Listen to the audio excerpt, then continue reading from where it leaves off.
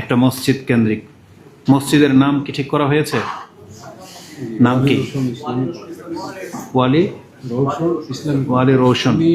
আচ্ছা, যিনি দাতাই, যে নামটা ওনারই। ওনার আব্বার নাম ছিল ওয়ালিউল আলম চৌধুরী। আচ্ছা, ওনার মার নাম ছিল রোশন চৌধুরী। তো ওয়ালি রোশন ইসলামিক কমপ্লেক্স নামটা উনি দিয়ে গেছেন। আচ্ছা, তার মানে দাতা যিনি, হ্যাঁ, দাতা যিনি ওয়াকফা করেছেন উনি ওনার পিতামাতার নামেই নামকরণ করতে বলেছেন। আলহামদুলিল্লাহ, আর এতে কারো কোনো আপত্তি নাই, এবং নাম ওইটাই চূড়ান্ত হয়ে গেছে, ওয়ালি রোশন ইসলামিক, হ্যাঁ, মসজিদ কমপ্লেক্স। এর মধ্যে শুধু মসজিদ না, মসজিদ, মাদ্রাসা, হ্যাঁ, সবই হবে ইনশাআল্লাহ, অনেক কিছু হবে। জি। প্রথম কথা হচ্ছে যে দান সম্পর্কে আমরা তো কম বেশি কেউ জানি না, বলতে এমন বলাটা ঠিক হবে না, কারণ আমরা সবাই জানি। দান শব্দটাই হচ্ছে মানে ত্যাগ, বা এমন কিছু আমরা বুঝি যেটা আল্লাহ সুবহানাহু ওয়া তাআলার সন্তুষ্টির জন্যই করতে হয়, ওটাই দান বোঝায়, যেটা দান করে দেওয়া হয়েছে। যেখানে ব্যক্তির স্বার্থ থাকে না, ওটাকেই দান বলতে হবে। কিন্তু আমাদের সমাজে আমরা যারা দান করি, বিশেষ করে বর্তমান অবস্থা হয়ে গেছে এমন যে আমরা দান করি, দানে বলি দান, কিন্তু নিজের একটা লাভ নেওয়া, উপকার নেওয়া, ওটাতে মুখ্য উদ্দেশ্য থাকে।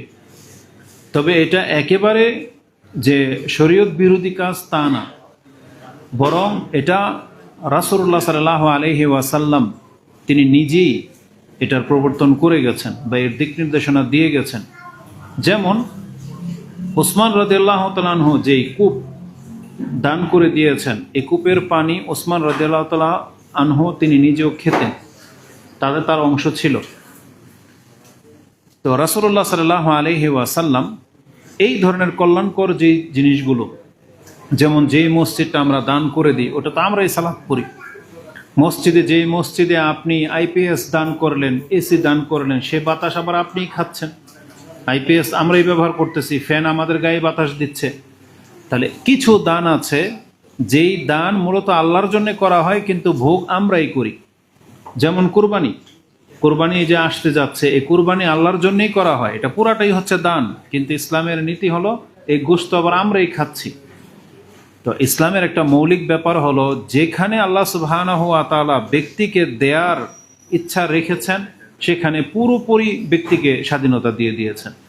কিন্তু তারপরও মানুষ কেন কার্পণ্য করে, এমন এমন জায়গায় সে এমন কিছু আচরণ করে যেটা তার হওয়া উচিত না। যেমন দান হতে হবে আল্লাহ সুবহানাহু ওয়া তাআলার জন্য, যেখানে নিজের দুনিয়াবি কোনো উদ্দেশ্য থাকবে না। তা আমাদের মসজিদগুলোতে যারা দান করে, এই যে যারা জায়গা দিয়েছে বা যাদের অর্থায়নে এই মসজিদটা দাঁড়াবে, সেখানে এমন যেন না হয় যে আমাকে সভাপতি বানালেই আমি এত টাকা দিব, আমাকে কোষাধ্যক্ষ রাখলেই আমি এত টাকা দিব, নাহলে দিব না, আমাকে অমুক পদ দিলেই আমি এত টাকা দিব, নাহলে দিব না, বা আগে আসবো বা আসবো না। এই ধরনের নিয়তগুলোকে অ্যাভয়েড করতে হবে। এই ধরনের মন মানসিকতা যাদের, এই চিন্তাগুলোকে ছেড়ে দিতে হবে। এগুলো কাদের মধ্যে পাওয়া যায়? যাদের মুখ্য উদ্দেশ্য থাকে দুনিয়া, যারা জান্নাতে যাওয়ার জন্য তেমন কোনো কাজ করে না, কিন্তু তারা বড় বড় ওয়াজ মাহফিলগুলোতে, সেমিনারগুলোতে তাদের নাম বড় করে লেখা থাকে পেছনে। তাদের কাছ থেকে মাঝে মাঝে এগুলো শোনা যায়, যারা নেতৃস্থানীয় ব্যক্তি, যারা বড় বড় ব্যবসায়ী, তারা এগুলো ডিমান্ড থাকে যে আমার নামটা বড় ফন্টে না লেখা থাকলে, প্রথমে লেখা না থাকলে আমি সে ওয়াজে যাবো না, টাকাও দিব না। এটা ওই ক্ষেত্রে তারা করে, কারণ তাদের মুখ্য উদ্দেশ্য দুনিয়া, ভোট পাওয়া, অন্যের বাহ পাওয়া। আর যেই কথাটা রাসূলুল্লাহ সাল্লাল্লাহু আলাইহি ওয়াসাল্লামের হাদিসে স্পষ্ট, যে কিয়ামতের মাঠে আল্লাহ সুবহানাহু ওয়া তাআলার সামনে বহু মানুষ দাঁড়াবে, তাদের মধ্যে এমন ব্যক্তিও দাঁড়াবে যেই ব্যক্তি কোরআনের হাফেজ বা দাতা বা মুজাহিদ, কিন্তু আল্লাহ সুবহানাহু ওয়া তাআলা তাকে কি বলবেন, যে তুমি শোনানোর জন্যই কাজটা করেছো, আমি আল্লাহ তোমার শুনিয়ে দিয়েছি দুনিয়াতেই, তুমি দেখানোর জন্য করেছো, আমি দেখিয়ে দিয়েছি। এই হাদিস বিদ্যমান থাকা সত্ত্বেও আমাদের বহু মুসলিম আছে যে আমাকে যদি এই দায়িত্ব দেয় তাইলে আমি খাটবো, নাহলে খাটবো না। তাহলে এটা তো এই হাদিসের খেলাপ চলে যাচ্ছে। এই জন্য আপনারা যারা কাজ করবেন, কোনো পদ বা কোনো স্বার্থ ছাড়াই কাজ করার চেষ্টা করবেন। তাতে কি হবে, একটা পরিতৃপ্তি পাবেন, আর এর আজরও সব আল্লাহ সুবহানাহু ওয়া তাআলার কাছে আছে। এই আয়াত, যে আয়াতটা একটু আগে আমাদের ভাই আবুল হাশেম ভাই বলেছেন, আমাদের শেখ তিনিও বলেছেন, যারাই বক্তব্য করবে তারাই বলবে যে লাই ইয়ানালাল্লাহ লুহুমুহা। তারপরে তিনি আরেকটা আয়াত যেটা বলেছেন যে লান তানালুল বিররা হাত্তা তুনফিকু মিম্মা তুহিব্বুন, তোমরা জান্নাতের দ্বার প্রান্ত পর্যন্ত পৌঁছতে পারবে না যতক্ষণ পর্যন্ত যেটা তোমরা পছন্দ করো সেটা যদি আল্লাহর জন্য ছাড়তে না পারো। তাহলে এই যে মানুষ কি পছন্দ করে, আমার ভাগে বেশি আসুক, আমার নামটা জোরে সোরে বলা হোক, আমার নামটা প্রথমে লেখা হোক, আমাকে গেলে প্রথম কাতারে দাঁড় করতে দেওয়া হোক, মানুষ যেটা পছন্দ করে।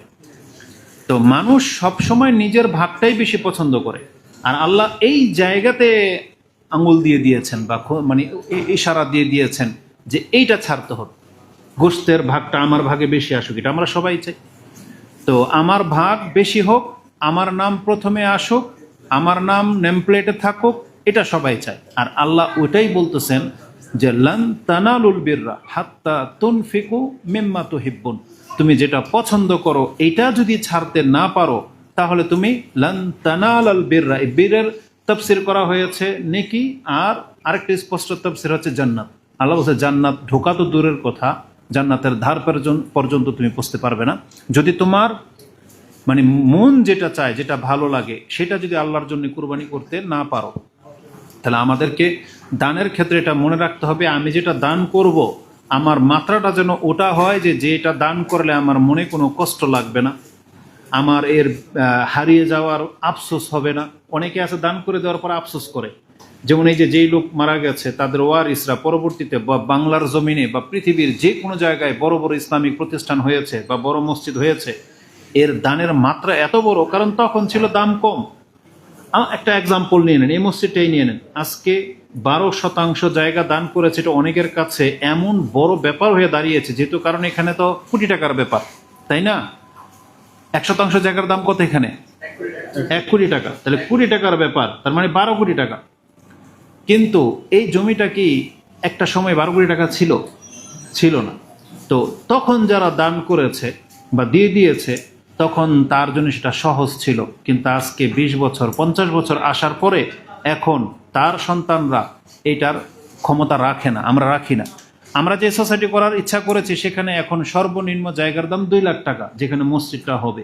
এই মসজিদটা যেদিন দাঁড়ায় যাবে, আজ থেকে 10-20 বছর পর 50% জায়গার ক্ষমতা আছে আমার একার বা আপনাদের সবার মিলে যেই জায়গার দাম 20-30 লাখ টাকা, 40-50 লাখ টাকা, সেখানে 50 শতক মসজিদকে দিয়ে দেওয়া, এটা অসম্ভব ব্যাপার। তখন আমাদের ওয়ারিসরা সেটা দিবে না। এই জন্য সময়ের সাথে অবস্থানকে মিলিয়ে কাজ করতে হবে। অবস্থানের সাথে আপনার সামর্থ্য এখন যেটা সহজ করে ফেলতে হবে, ওটা অপেক্ষায় থাকতে হবে না, কারণ একটা সময় গিয়ে সেটা অনেক বড় ব্যাপার হয়ে দাঁড়ায়। আজকে ট্রাস্টের জায়গা, দানের জায়গা, মুসলিমদের এই ইউনিটির এই সিস্টেমের এত ব্যাপক, ইন্ডিয়ার মতো দেশে সেগুলোকে সরকার ক্রাফটেড করে নিচ্ছে, মানে ওয়াকফাই কেটে দিতে চাইতেছে যাতে ওগুলো সব সরকার দখল করে ফেলতে পারে, কারণ মুসলিমদের সম্পত্তি তো অনেক, তারা ওয়াকফ যে করে।